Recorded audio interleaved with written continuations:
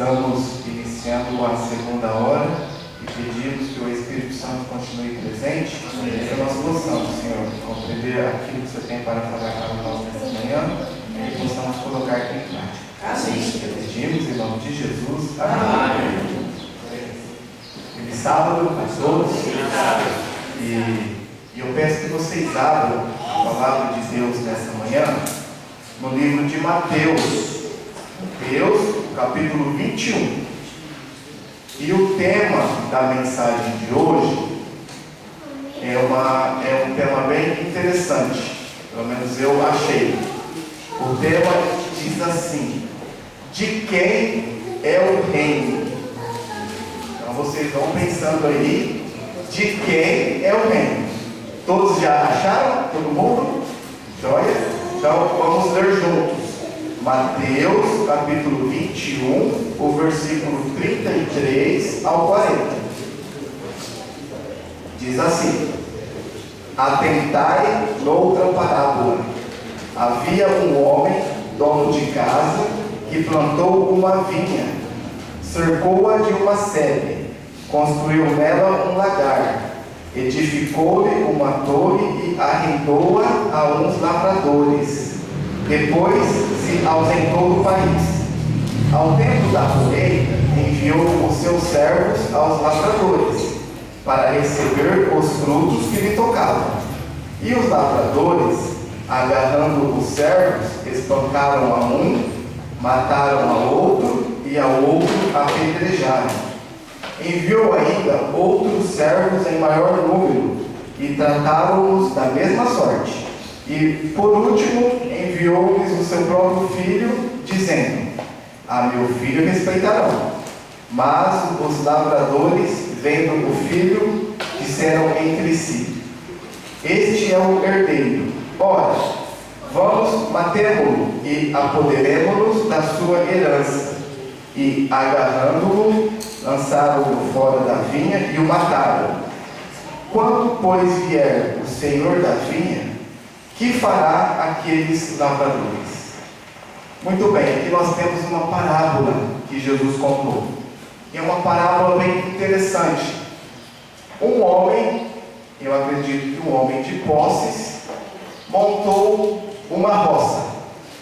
E ali ele deixou aquela roça prontinha e arrendou a roça para alguns homens. E diz a palavra de Deus que o Senhor se ausentou da roça. E os homens ali então trabalharam e não viam o dono ali presente, porque ele se ausentou. E aí o que eles começaram a pensar? Bom, essa roça aqui ela é nossa. O dono não está aqui, o dono não está vendo, ela é nossa por direito. Mas o dono estava longe e estava de olho. E aí, no tempo certo, o dono falou: opa, agora é a hora de eu receber os frutos do meu arrendamento. E assim ele fez e mandou os seus funcionários irem lá. Mas como os lavradores achavam que a roça era deles, o que eles fizeram? Apedrejaram, bateram e mataram os servos. E o Senhor ficou sabendo. Falou: não, isso aí não está certo. E aí ele manda então quem? O seu filho. Pensando: quando o meu filho chegar, eles vão respeitar e vão achar que sou eu que estou indo lá cobrar. E aí eles vão então fazer o pagamento que eles lhe devem. E para a surpresa, o que esses homens fizeram então? Tiveram um pensamento contrário. Se nós matarmos o herdeiro real, o herdeiro por herança, nós vamos ficar com a roça para a gente. E aí mataram o herdeiro. E aí termina dizendo assim: quando, pois, vier o senhor da vinha, que fará aqueles lavradores? E agora a gente volta para a pergunta e para o título do nosso sermão de hoje. De quem é o reino? Quem é o dono do reino? Nós trabalhamos para o reino. Nós todos aqui. Começando de mim para vocês, ou de vocês para mim. Nós todos trabalhamos para o reino. E durante a nossa caminhada cristã, nós temos momentos, nós temos altos e baixos. Tem sábado que a gente acorda, levanta, fala assim: ô glória, hoje é sábado, que gostoso. Se levanta, toma um banho, troca de roupa e vem para a igreja feliz, alegre.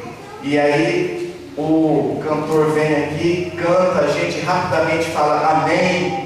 E o pregador vem e prega, cada palavra que o pregador fala, a gente fala amém, glória a Deus, Deus seja louvado. E a gente está assim, feliz, alegre. Mas tem sábado que a gente levanta e fala, puxa vida. E aí você toma aquele banho arrastado, vem para a igreja arrastado. Aí o cantor vem e canta um hino maravilhoso, a gente está ali assim. Aí o pregador vem, se esforça, faz aquela mensagem, lê a Bíblia e a gente está lá no banco assim, nossa, 10h30 ainda, quanto tempo mais ele vai falar?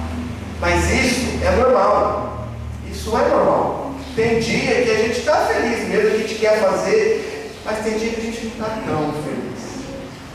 Eu confesso para vocês que teve sábado na Central que eu fui pregar, eu subi, olhei para a Bíblia, olhei para o rascunho e a minha vontade era estar em casa.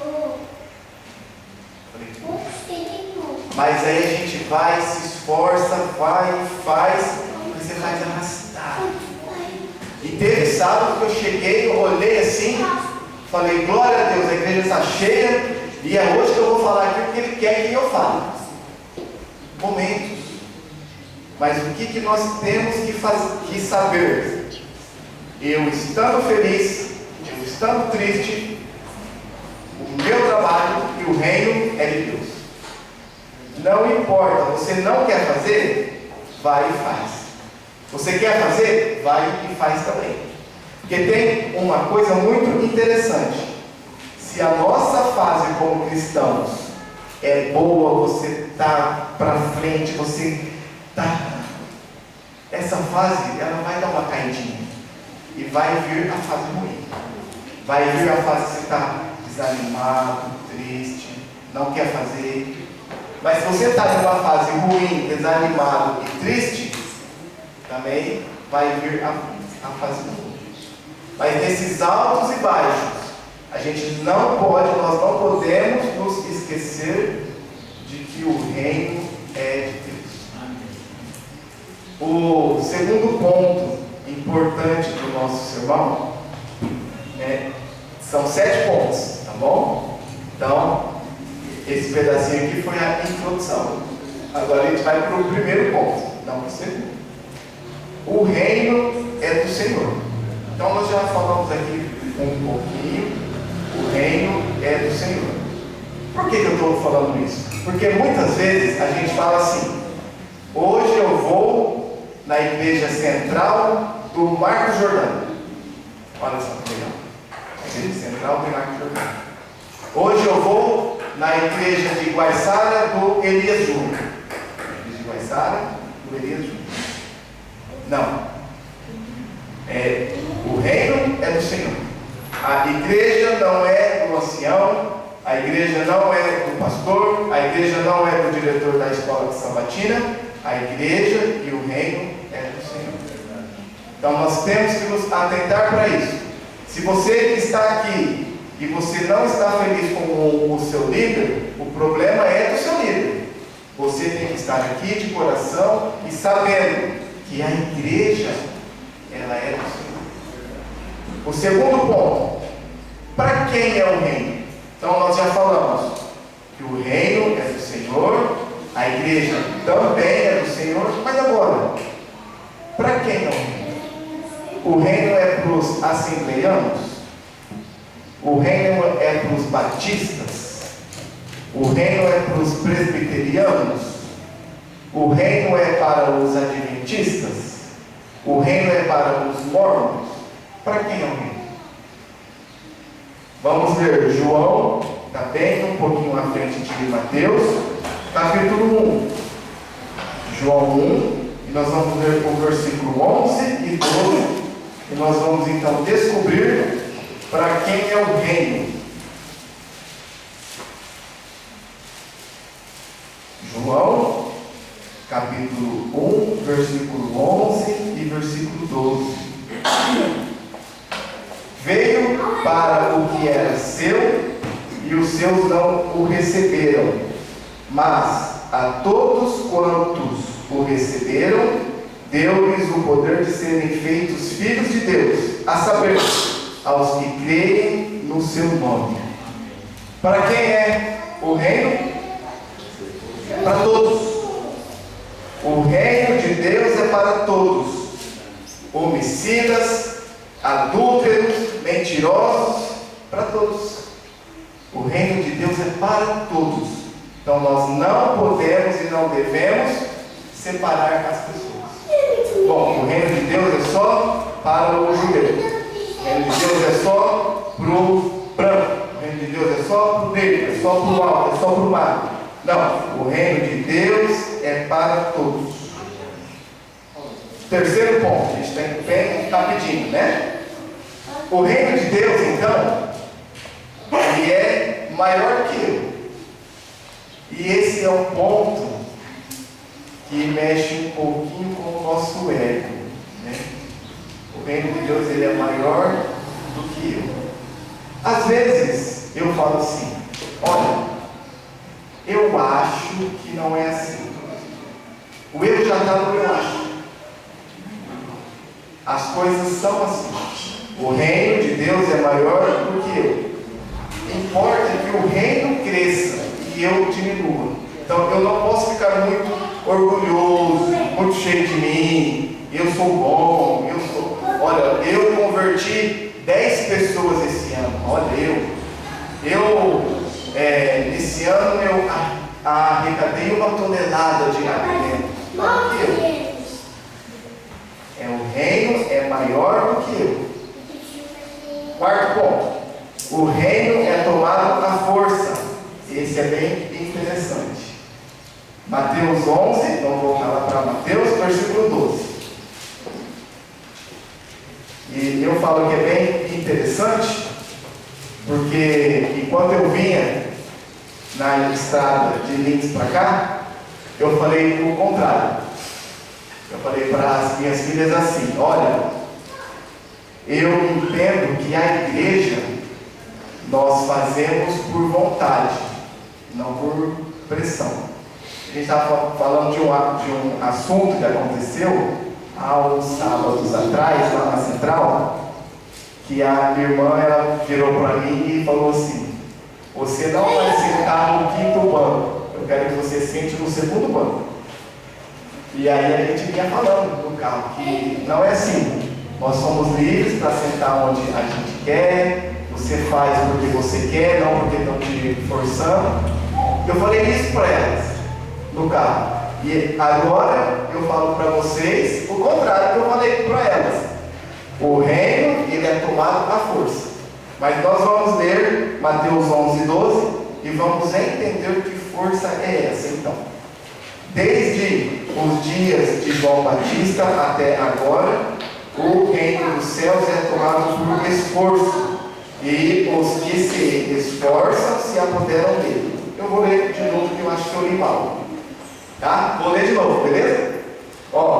Desde os dias de João Batista até agora, o reino dos céus é tomado por esforço, e os que se esforçam se apoderam dele. Desde João Batista. O apóstolo está falando aqui que ele é tomado por esforço, por força, e os que se esforçam se apoderam dele. Uma pergunta então, e essa eu vou pedir para vocês levantarem as mãos, beleza? É fácil ser adventista com todas as letras? Sim ou não? Quem acha que é fácil, levanta a mão. Quem acha que é difícil? Todo mundo. E olha só, o tomar a força é esse difícil que eu perguntei que vocês falaram que é. E aí nós vamos dar alguns exemplos. Para o jovem que vai ingressar na faculdade em 2025. Esse jovem estudou, fez o colegial, se preparou. Fim de semana passado, eu acho que nesse tem uma provinha aí que vocês estão todos felizes que vão fazer. E aí você passa, tira 1000 no Enem, 1000, 100, 10, não sei como é que é, mas 1000, tira 1000, acerta tudo e passa em direito. Ganhou bolsa de 100% direito. Olha que legal. Aula da matéria mais difícil, sexta-feira à noite. É fácil? Final de ano, reunião de empresa, todo mundo. Vamos juntar a gente aqui, vamos sair. Lá em Lins tem um restaurante muito famoso, chama Chopão. Vamos no Chopão, todo mundo. Chega lá, o seu chefe paga. Vem ali então uma carne assada enrolada no bacon. Olha, e aí? Ou ele marca a confraternização da empresa sexta de noite. O churrasco da firma sábado à tarde. Ó, o reino de Deus vai tomar na força. Nós temos que ter forças para passar pelas provações e continuarmos seguindo no caminho fácil. E olha, em nenhum momento eu disse que é fácil. É difícil. Para mim, e eu acredito para vocês também. Mas nós temos que continuar seguindo e fazendo forças para chegar no reino de Deus. E quais alguns conselhos para isso? Esforço, dedicação, luta, e é o espírito contra a carne e a carne contra o espírito. Quinto, como anunciar o reino de Deus. E eu confesso para vocês que eu tenho uma dificuldade muito grande em dar estudo bíblico. Já dei alguns, mas menos do que eu gostaria e mais do que eu devia. Porque assim, é muito difícil. Você está ali, você está falando, está explicando, mas o exemplo para a pessoa que você está falando é você mesmo. Antes dela ver a Cristo, ela vai ver você. E esse é o meu medo. De repente eu estar ali falando, e um dia ou outro, a pessoa me vê em um lugar fazendo o que não tem que ser feito. E olha por que eu digo isso. Da última vez que eu vim aqui, eu não sei quantos lembram, veio um quarteto junto comigo. E aí aquele quarteto cantou hinos maravilhosos. Eu vim, preguei, e aí as pessoas tiraram fotos. Eu peguei aquelas fotos, uma montagem, melhorei a foto, achei a foto do jeito que eu queria e pus a foto no Facebook. Pus lá. Aí vim na Bíblia, procurei aqui, pus um texto bíblico. Facebook. Lá, grandão, bonitão. Eu lá de carne preta, com a mão para cima, assim, né? Foi bem na hora que eu estava com a mão para cima, tirou a foto e os caras aqui na frente cantando. Falei, olha, essa foto aqui vai dar umas 100 curtidas, umas 1000 curtidas aí, todo mundo vai gostar e tal, que legal. Coloquei a foto. Sábado. Na terça-feira, a gente brinca de bola entre nós lá de Lins. Aí eu fui lá pra bola, todo, né? Pus o meu tênis, short, fui pra bola. Jogando, tal. E aí, assim, no futebol, os nervos da gente às vezes sobem um pouquinho, né? Às vezes cai, coisa de esporte. E aí eu me alterei com um amigo meu lá. Me alterei e tal, perdi a paciência com ele e tal, você quer me ver? Aí acabou, passou e tal. No final do jogo, um dos que estava lá, eu passei perto, né? Já tinha passado, já foi e tal. Eu ouvi o rapaz falando assim, tem foto dele lá no Facebook pregando. Aí, pastorzinho, Aí eu peguei e falei assim, nossa, como que eu estou anunciando o reino de Deus? Então, eu tenho que me policiar mais, eu tenho que tomar mais cuidado com as coisas que eu faço. E todos nós também somos assim. Porque hoje existem muitos coaches por aí, né? Tem um bem famoso aí que foi candidato para prefeito de São Paulo, que aí ele falou que ele não era mais coach, mas ele é, todo mundo sabe que é. E esses coaches que tem aí, eles nos ensinam a falar, muitas vezes, a coisa errada do jeito certo. É assim, olha, você vai vender um plano de saúde, então você vai falar assim, assim, assim, assim, você vai conseguir vender 1000 planos por dia, não sei o que. Eles ensinam as coisas erradas para nós falarmos do jeito certo. Do ponto de vista deles é sempre ganhar dinheiro, ganhar dinheiro, ganhar dinheiro. E nós que temos a verdade, muitas vezes a gente fala a coisa certa do jeito errado. A gente vai falar com um irmãozinho novo na fé, e você já vem para ele, olha, você não pode, não pode, não pode, não pode. Ao invés de nós falarmos, em Cristo você tem a salvação, a vida eterna e a paz no coração. A gente tem que então falar a coisa certa da maneira correta. Muitas vezes a gente gosta de falar, não pode, não pode, não pode, e não pode. Teve um casal, já há uns 3 anos atrás, novinho na fé, novinho, batizaram, e lá em Lins nós ficamos muitos anos sem o culto jovem à tarde. E logo que eles batizaram, eles nunca tinham ido ao culto jovem. Eles vinham sábado pela manhã, mas à tarde não. E aí o marido, ele foi de short. Ele não sabia, coitado, ele acabou de batizar, não sabia. Só que assim, com um short longo, né? Mas foi, de short, tênis e tal. E aí eu gosto muito de ficar vendo a reação das pessoas. Sempre estava no meu cantinho e falar, os mais jovens falam que eu fico julgando as pessoas. Não é julgando. Eu fico vendo a reação. Isso, eu fico observando. E aí ele sentou e ele assim, tranquilo. Mas os irmãos mais velhos, tudo assim, já é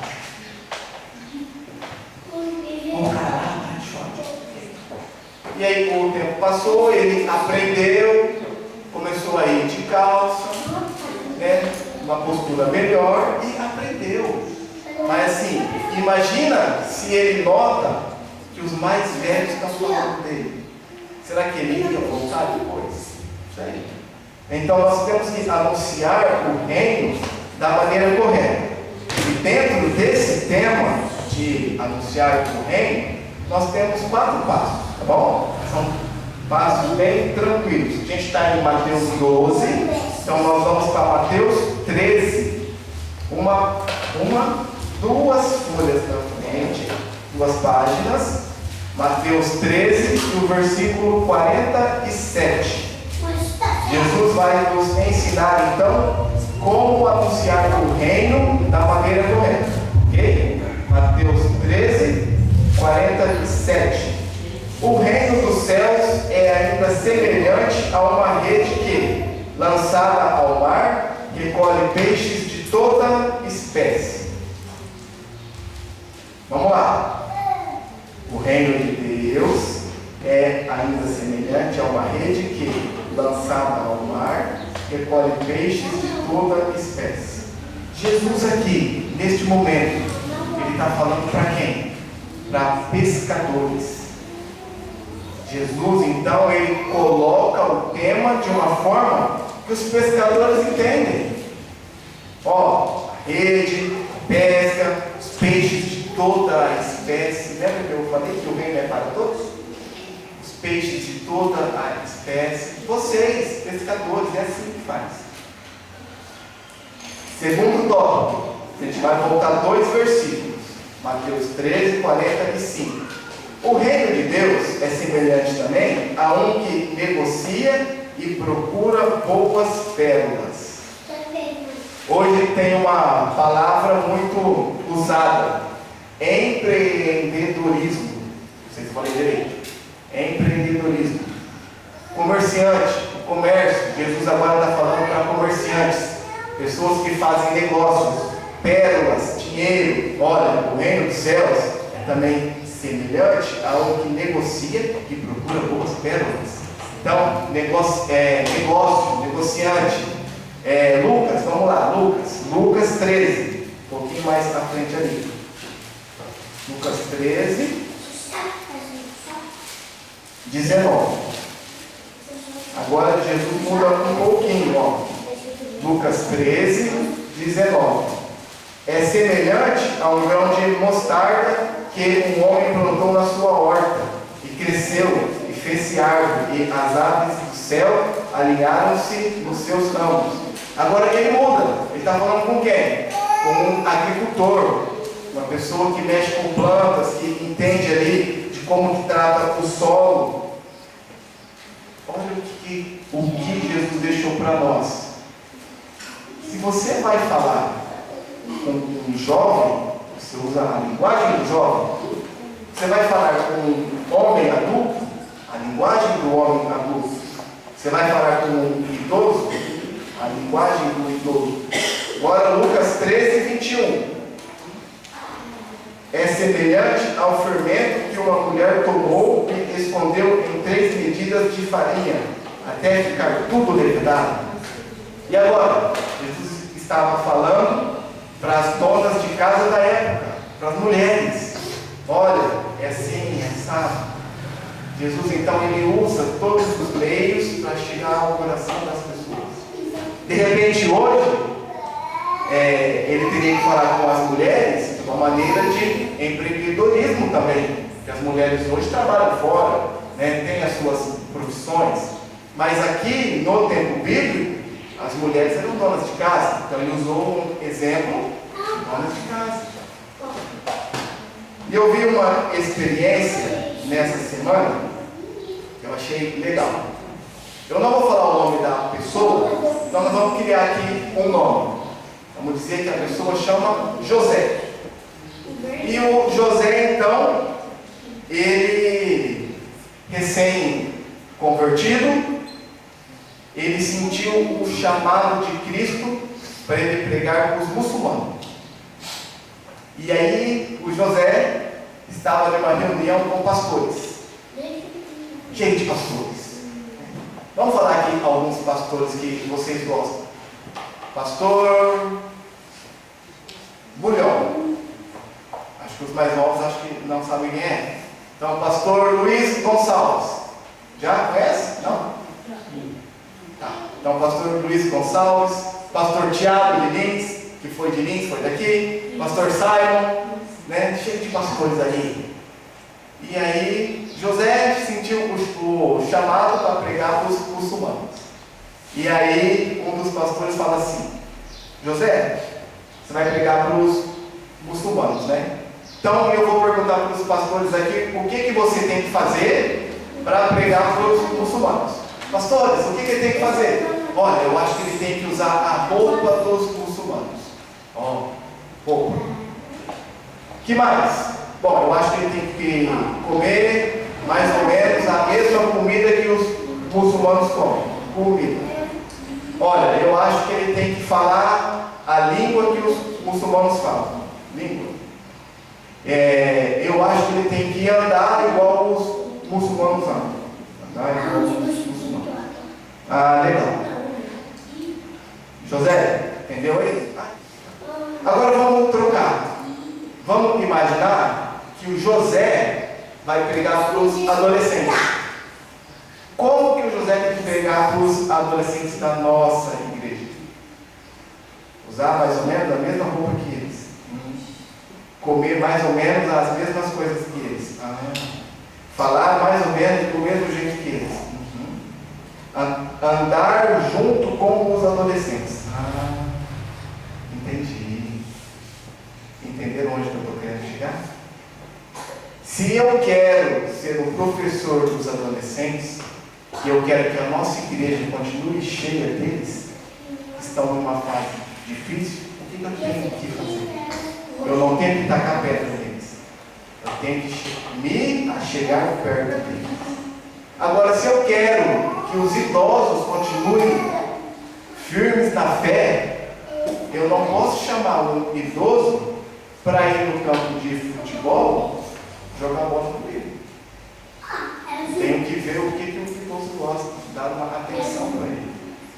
Para o adulto, o que eu vou fazer para o adulto? Eu tenho que me organizar de uma forma correta, vejam bem, de uma forma correta, e manter as pessoas na igreja.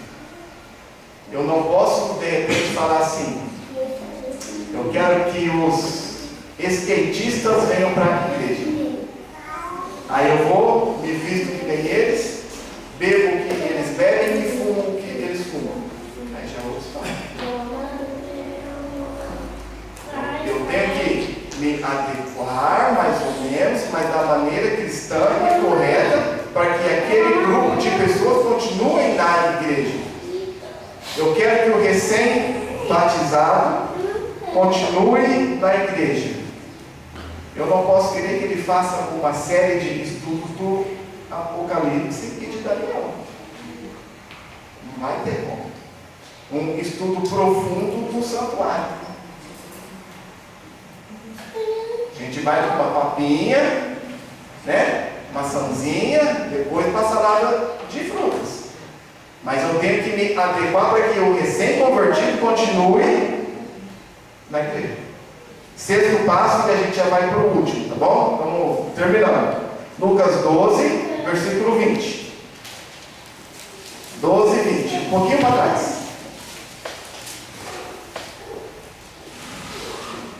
Se. Vai, abriu mais aqui. 12 e 20. Mas Deus lhe disse: louco, esta noite te pedirão a sua alma. E o que tens preparado, para quem será? O título é O Reino para Hoje. Vamos ver de novo. Mas Deus lhe disse: louco, esta noite te pedirão a tua alma. O que tens preparado, para quem serás? Quantos aqui pode falar para mim com certeza, mas eu quero certeza, de que amanhã de manhã você vai estar vivo? Quem pode falar isso para mim? Sem errar. Ninguém pode. Quantos podem falar assim: a hora que eu sair daqui, subir no meu carro, eu vou chegar em casa e vou almoçar? Não sabe. E aí muitas vezes a gente fica doido, desesperado, correndo atrás, isso e aquilo. O reino de Deus não é para hoje. É hoje. A minha falecida avó, ela fez até a 4ª série só. Ela falava 4º ano. E a Keidman, a Nicole e a Nath, que vão comigo para todo lugar aqui no povo, elas estão cansadas de ouvir eu falar da minha avó. Mas eu vou ser bem sincero para vocês: das mulheres que eu convivi, eu não vi nenhuma mulher maior ou mais inteligente que ela. Pode ser que eu veja ainda, mas não vi ninguém. E a minha avó, ela falava assim: olha, 4º ano, hein, gente? 4º ano, sabia só ler. Malelar, que nem ela eles falavam. Malelar eu sei. Ela falava assim: você, meu filho, você tem que se preparar na vida do mundo como se Jesus nunca fosse voltar. O que ela queria dizer com isso? Estuda, trabalha, poupa, aproveita. Mas o aproveitar dela era passear, ver a família, esse tipo de coisa.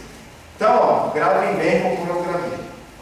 Vida do mundo como se Jesus nunca fosse voltar. Se prepare. Vida espiritual como se ele fosse voltar agora. Não é amanhã. Ela falava como se ele fosse voltar agora. E é o que eu estou falando para vocês hoje. O reino de Deus é hoje. Hoje. Devemos estar prontos, preparados, se Jesus fosse voltar agora. 7º passo e o último. finalmente, né, gente? Lucas, João. Antes eu vou fazer um desafio, mas não tem prêmio, infelizmente, que eu pensei agora.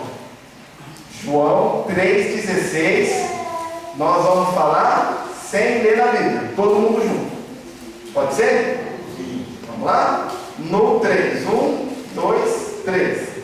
Porque Deus amou da maneira Deus se une o Filho para que todo aquele que nele crê não pereça, mas tenha vida eterna. Amém. Teve uma palavra aí que eu quero que vocês foquem nela. Começa assim, né? Eu vou ler porque vai que eu erre, né? Porque Deus amou o mundo de tal. Se João falasse assim, ó, porque Deus amou o mundo um pouquinho, você saberia que era um pouquinho. Porque Deus amou o mundo bastante, você saberia que é bastante. Deus amou o mundo muito. Por que Ele coloca tal? Ele poderia ter colocado muito, bastante, muitão, bastantão, mas Ele pôs tal. Porque é de uma maneira que a gente não pode calcular. Deus amou o mundo de tal maneira que deu o seu Filho unigênito, e assim vai. O reino de Deus é um reino de amor. Um reino de amor. E se é um reino de amor, se o meu irmãozinho tropeçou, foi lá no mundo e voltou, por que eu vou ficar julgando ele?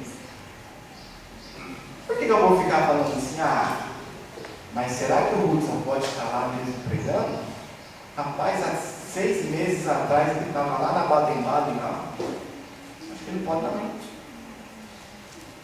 Será que a irmãzinha que canta pode estar aqui cantando? Não, vi ela lá no baile, lá dançando. Pode ir.